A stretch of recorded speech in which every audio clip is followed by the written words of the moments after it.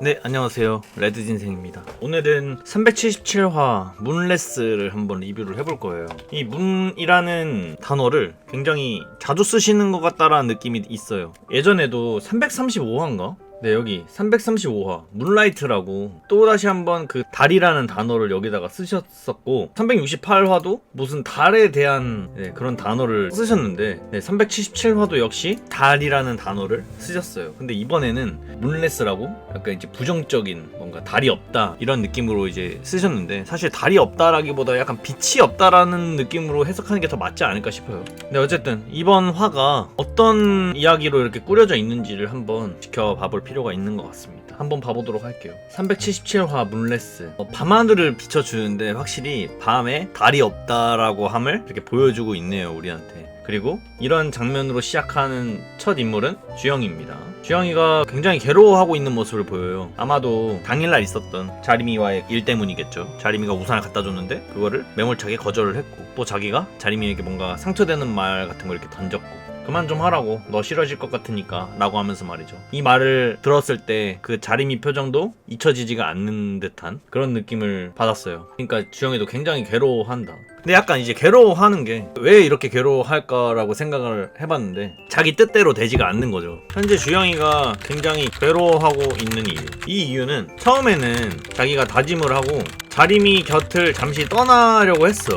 왜냐면 나는 자리미에게 그렇게 도움이 되는 인물 같지 않고 뭔가 짐만 되는 것 같은 느낌이니까. 그리고 나는 굉장히 꿈도 없고 미래도 생각하지 않고 뭔가 한심해 보이고, 그런 한심한 인물로 자리미 옆에 있고 싶지가 않으니까. 그래서 딱 다짐을 했단 말이죠. 근데 막상 이렇게 자기가 다짐을 하고 떠나려고 하니까 자리미가 붙잡는 거야. 이것까진 예상을 못했던 것 같아요. 그래서 자리미가 계속 붙잡는 그 과정이 굉장히 괴로울 테고, 그 과정 속에서 이런 말을 해버렸잖아. 너 싫어질 것 같으니까 그만하라고, 돌아갈 수 없다고, 난 돌아갈 마음 없고 너 만날 생각 없다, 뭐 이런 식으로 말을 계속 내뱉잖아요. 이거는 주영이 계획에는 없었을 거야. 처음에는 주영이가 자리미한테 굉장히 웃으면서 좋게 얘기하려고 해요. 이러면 어떨까? 나는 이러고 싶어, 이런 식으로. 근데 계속 자리미가 자기 뜻대로 안 움직여주니까 화를 내게 돼버렸고, 상처 주는 말을 해버렸고, 그 과정 속에서 자리미의 괴로워하는 표정을 또 봐버리고, 그니까 주영이가 이렇게 괴로워하고 있는 모습을 보인다. 그래서 이렇게 막 되게 괴로워하고 있다라고 저는 생각을 했어요. 그러다가 핸드폰을 딱 봤는데, 근데 갑자기 경우한테 전화가 와요.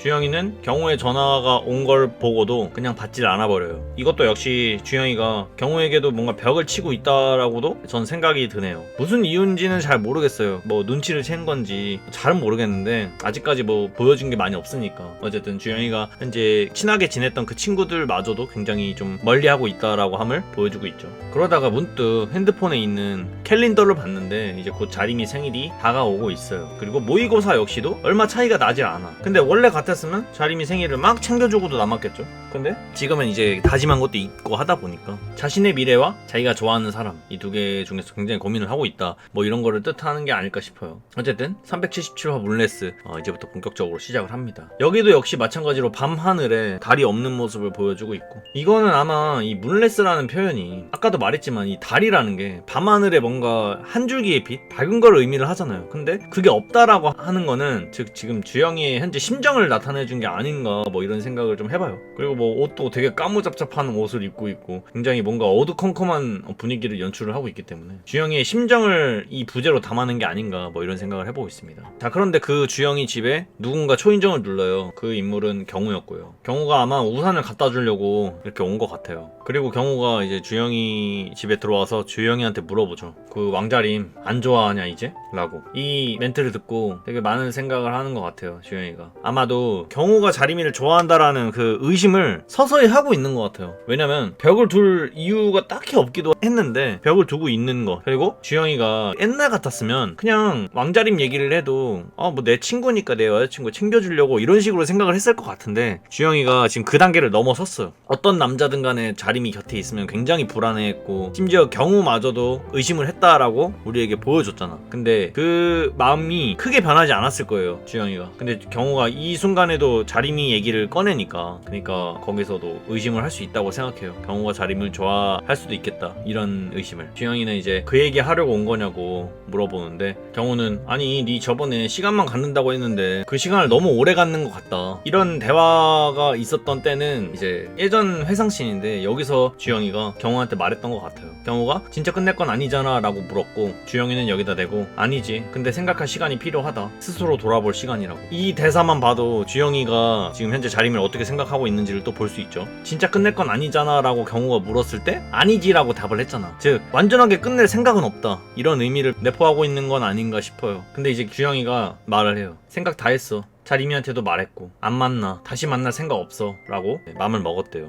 근데 저는 좀 의아했어요. 과거에는 생각할 시간이 필요하다고 하면서 완전히 헤어질 건 아니라고 말을 했는데, 지금은 다시 만날 생각 없다라는 식으로 말하는 주영이의 모습이 그동안 생각이 좀 바뀐 건가 라고 좀 생각이 들기도 해요. 하지만 안 만날 거지만 신경은 계속 쓰인다고도 주영이가 말을 하고 있고, 앞으로 주영이가 자림이와의 그 관계를 어떻게 해나갈지가 조금 관전 포인트인 것 같아요. 근데 주영이가 여기서 경호한테 말해요. 나는 걱정되는 거 딱 그 정도인데 근데 너는 대체 무슨 상관이냐, 내가 도와달라고 한 것도 아닌데. 그러니까 경호가 또 할 말을 잊죠. 주영이는 가, 이제 집 가는 길에 들린 거라며 라고 하면서 경호에게 또 벽을 지어 보이고요. 굉장히 좀 안타깝죠. 원래 엄청나게 친했던 두 친구가 서서히 멀어져가는 과정을 우리에게 보여주고 있는 거니까. 한편으로는 또 주영이가 굉장히 쓸쓸해 보인다고도 좀 보여요. 진짜 주영이를 위한 친구가 많이 없어 보이기도 하잖아요. 지금 현재 보면 모든 게 왕자림 위주로 돌아갔던 것만 같고, 주영이도 그렇게 느끼고 있는 게 아닐까 싶어요. 그냥. 진짜 주영이가 현재 왜 이러고 있는지를 알고 싶어하는 인물이 없는 것 같아요, 지금 딱 봐도. 그래서 주영이가 현타가 온 것 같고, 친구들도 그래서 멀리 하려고 하는 것 같고, 뭐 이런 느낌을 받고 있습니다. 자, 한편 양민지 씬으로 넘어와요. 양민지가 뭔 생각을 하거든요. 헤어진 이유가 이경호가 차서? 예슬이랑 대화했던 거를 다시 한번 곱씹어보고 있는 것 같아요. 남유리랑 예슬이가 닮은 점은 없지 라고 하면서, 진짜 이경호가 남유리를 못 잊었나? 라고 이렇게 뭔가 굴돌하게 생각을 해보는데, 뭔가 떠올랐나봐. 아, 왕자림이 닮았잖아. 왕자림이 말할 때는 엄청 웃겨 하기도 했고, 왕자림이 답장할 때는 엄청 칼답하기도 했고, 엄청 같이 놀고,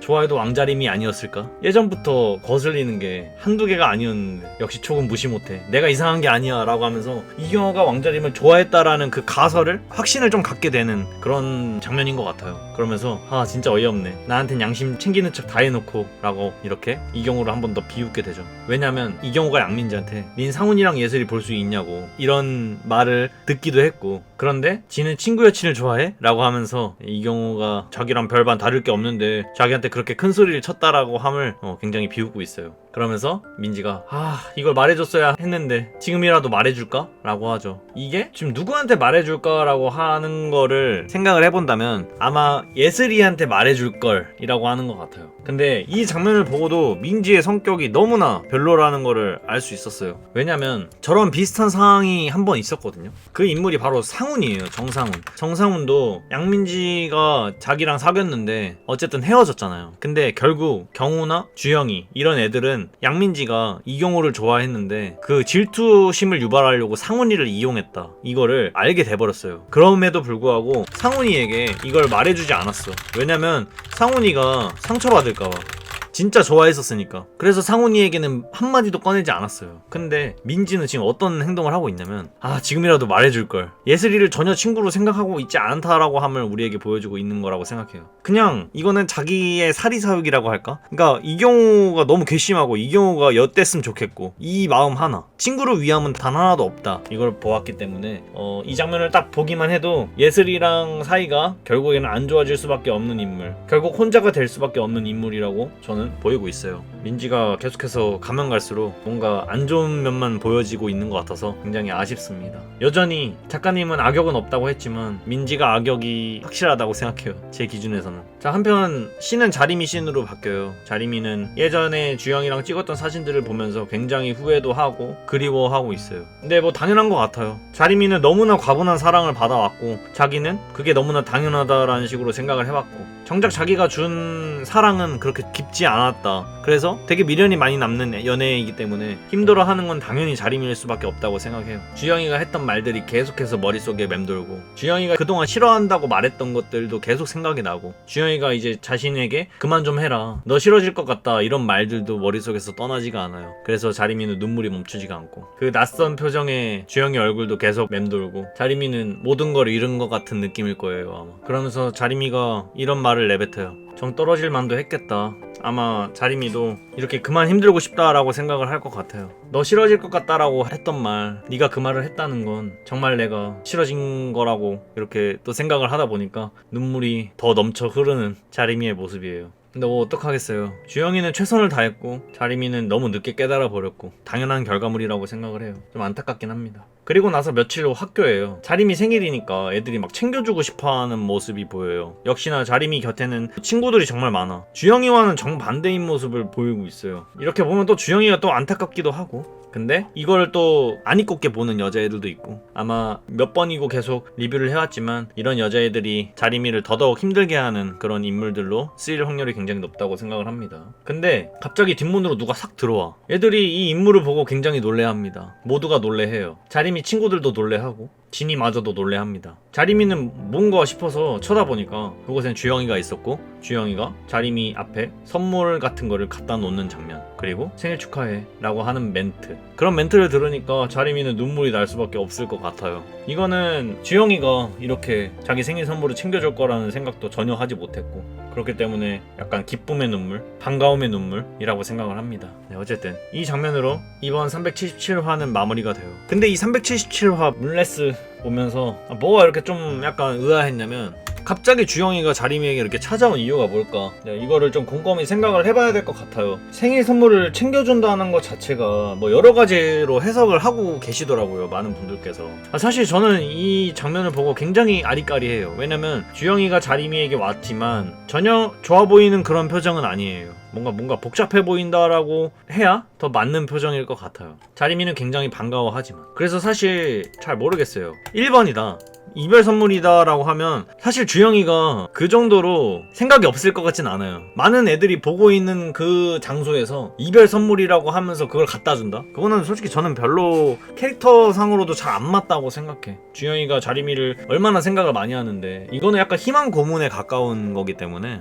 그래서 생일 선물을 줬다라고 함은 그냥 주영이가 자림이에게 아직까지 마음이 있다, 마음이 남아있는 거를 이런 식으로 표현을 했다라고 저는 생각을 해요. 그냥 개인적으로. 과연 어떤 식으로 또 이야기가 흘러나갈지 다음 주 혹은 다다음 주 이야기들을 보면서 조금 기다려보도록 하겠습니다. 굉장히 좀 어려웠던 화였던 것 같아요. 어쨌든 뭐 지켜보도록 하겠습니다. 저는 여기까지 해보도록 할게요. 저는 레드진생이었습니다.